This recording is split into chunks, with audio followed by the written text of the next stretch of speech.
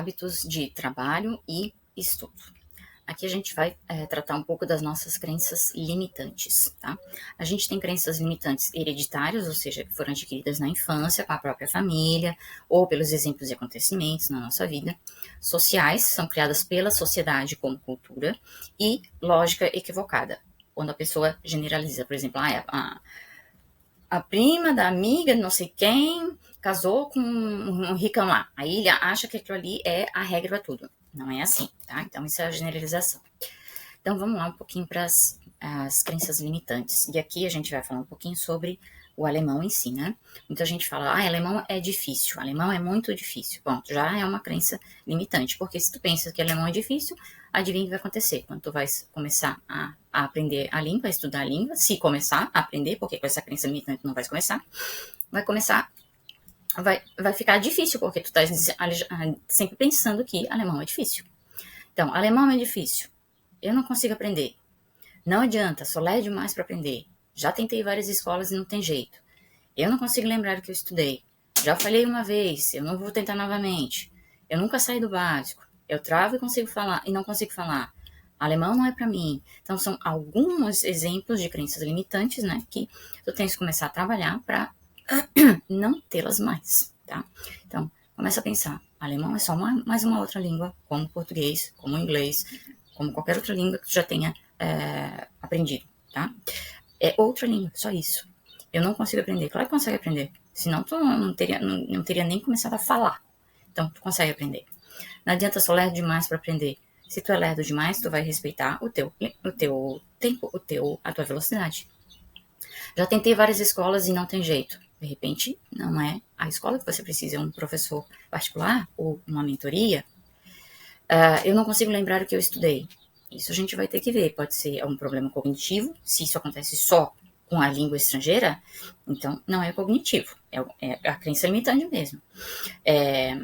Se vai em outras áreas, aí sim, aí a gente teria que ir a um médico ver, investigar isso aí para ver se não tem alguma coisa cognitiva atrás.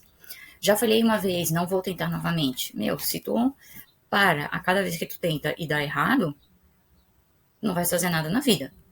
O que inventou a lâmpada, agora fugiu o nome, ele tentou 1000 vezes, parece, até chegar nisso. Então, se ele tivesse parado, já não tinha a luz elétrica hoje, né? Eu nunca saí do básico. Por que não sai do básico? Aí tem aquela história de trazer para o consciente. Eu nunca saí do básico. Por que eu não saio do básico? O que está me impedindo? Eu estou me impedindo? Ou eu estou achando que vai ficar muito difícil e eu estou postergando isso? Eu travo e não consigo falar. Escrever a gente só aprende escrevendo, falando a gente só aprende falando, ouvindo a gente só aprende ouvindo. Então tem que treinar, não tem jeito. Alemão não é para mim. Quem que disse isso? Está escrito em algum lugar? É tu que está falando isso, é tu que colocasse na tua cabeça que é isso. Então, começar a desconstruir essas crenças limitantes. Voltando, começa a se aproximar, isso eu já tinha falado um pouco lá atrás, a se aproximar de pessoas ricas, positivas, bem-sucedidas. Se não conhece pessoas assim, lê biografias sobre pessoas ricas, positivas, bem-sucedidas, para copiar suas estratégias, tá? Sempre pensar no ganha-ganha, não ganha-perde, tá? Sempre ganha-ganha. O que eu posso fazer com que eu e a outra pessoa ganhem. Buscar alianças, tá? Isso eu também tenho que trabalhar um pouco nisso, porque eu sou muito independente, eu quero fazer as coisas todas sozinhas, e isso eu preciso ainda trabalhar em mim mesmo. Mas tá mais provado que a gente só consegue chegar mais longe quando a gente tem outra pessoa junto, não sozinha. Então, buscar alianças, parar com o vitimismo, né, de culpar outras pessoas, circunstâncias, né, que é o governo, né, muita gente reclama, eu sou pobre por causa do governo. Não, por causa de você, tá? Então, começar a parar de se vitimizar e perguntar para si mesmo, o que eu posso fazer? Não, eu não consigo aprender alemão, o que eu posso fazer? Eu não consigo me organizar, o que eu posso fazer? Eu preciso de dinheiro, o que eu posso fazer, tá? E não começar a queixar e apontar o dedo para tudo que é coisa. Lembrando que apontar o dedo é um para fora e os 3 para nós, né? O conhecimento só se torna poder se for organizado em planos de ação definidos e dirigidos a um fim. Só adquirir conhecimento é obesidade mental, tá? Então a gente tem que adquirir o conhecimento e colocá-lo em prática, né, para um objetivo, para uma meta. Focar em oportunidades e soluções, não nos problemas. Então, se eu tenho um problema, como há pouco eu falei, eu preciso de dinheiro, foca na solução. O que eu posso fazer? Não fica pensando, preciso de dinheiro, preciso de dinheiro, preciso de dinheiro. Foca na solução, tá? Foca na oportunidade. Às vezes, as coisas ruins acontecem para nos mostrar certas coisas e abrir certas portas. Se um plano fracassar, né, por exemplo, tem um plano aqui, fracassou. Se um plano fracassar, substitua-o por outro, só. E nada de desculpa, de se, mas, talvez, não tem essa. Vai e passa para outro plano. Metas. Quando a gente tem alguma meta na vida, eu tô falando de meta, não de sonho. Sonho é uma coisa que a gente nunca vai realizar.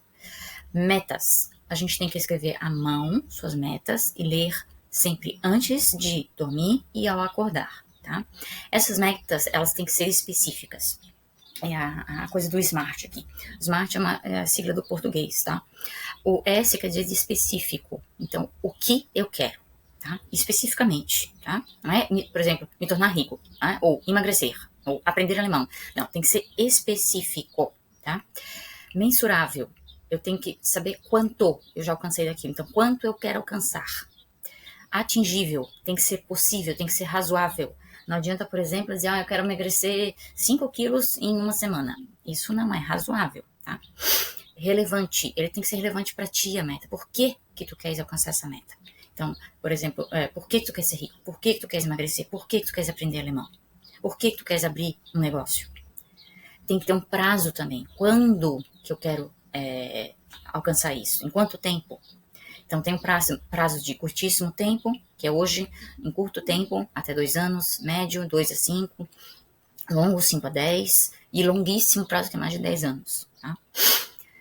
Não se prenda às metas com muita rigidez. Pode ser que alguma coisa dê errado, como a gente falou há pouco. Né? Então, deu errado, vai para outro plano, vai para um plano B. E se tu tens um plano e tu queres lidar com possíveis obstáculos que tenha, né, a gente pode usar aquele se, quando, então. Né? Então, eu tenho um plano de emagrecer. Se alguém me convidar para um aniversário de criança, que eu sei que vai ter um monte de porcaria para comer, eu vou fazer tal coisa. Então, eu faço tal coisa. Então, eu vou, mas levo a minha marmita, levo a minha coisinha para comer. Ou vou, mas como antes de sair de casa, tá? Para considerar as possíveis consequências, obstáculos, armadilhas que podem acontecer, tá? Quais seriam os benefícios e sensações de obter sucesso total, parcial e ao menos ter tentado? Então, isso é um pouco para ajudar para tu não desistir das coisas, né? Então, qual é o benefício ou a sensação de obter sucesso total naquela tua meta? E parcial. E se eu tivesse ao menos tentado? Quais seriam os benefícios e sensações? Qual o preço de eu não tentar? Esse geralmente é o mais caro. Então, qual é o preço físico, emocional, financeiro, espiritual que eu vou pagar agora, em 6 meses, em 1 ano, se eu não começar a fazer tal coisa? Visualização também ajuda. A visualização é você realmente visualizar aquilo acontecendo, tá? O inconsciente, a gente usa o inconsciente para isso. O inconsciente, ele é 9 vezes maior que o consciente. Por isso, tudo que vem dele é muito grande. Então, visualizar e sentir a realização das suas metas faz com que ele reaja, o inconsciente reaja, que ele aceita tudo que é impresso. E ele tem resposta para todos os seus problemas. Por isso que, às vezes, quando a gente tem um problema, o americano fala isso, né? Sleep on it. Então, é dormir nisso, né? Porque depois do sono, a gente vai ter, pensando naquele problema, né? A gente vai ter a resposta, tá? Saber doar não é só dinheiro, mas pode ser um cumprimento, uma gentileza, um elogio, uma flor que seja, tá? E saber receber também. Muita gente não sabe receber. Então, negar-se a receber é negar ao outro a alegria de dar. É negar ao outro o prazer de dar. Então, por exemplo, um elogio, né? Ai, você é muito bonita. Ai, obrigada. Ai, não, eu tô feia, não sei o quê. Obrigada, eu sou mesmo. Ou muita gente fala. Então, receber o elogio, saber receber, tá? Ser remunerado por seus resultados, não pelo tempo, tá? Isso é muito incrustado na nossa cultura, de ser remunerado pelo tempo e não pelo resultado que tu entrega. A síndrome da Mulher Maravilha também é muito comum agora, principalmente, né? Todo mundo falando de mulher empoderada, mulher empoderada. Então, que tem que ir além das expectativas, não consegue relaxar, não consegue desacelerar. Nossa, eu sofri muito com a síndrome da Mulher Maravilha. E é difícil, sempre estar armada, sempre estar levando tudo nas costas. E nessas horas, quem sofre disso tem que ficar se perguntando o que eu estou evitando ao tentar ser a empoderada. O que eu estou evitando? A autossuficiência, a rigidez, o controle, né? Tem que ser tudo perfeito. Eu sou a única que sei fazer isso, né? Então, por que a gente tem esse tipo de comportamento? O que a gente tem medo de pedir ajuda? Por que a gente tem medo de pedir ajuda? Isso tudo são reflexões que a gente tem que fazer, tá? Eu falo a gente porque eu ainda estou trabalhando muita coisa em mim, não sou perfeita, tá? Então esses foram os hábitos de trabalho e estudo.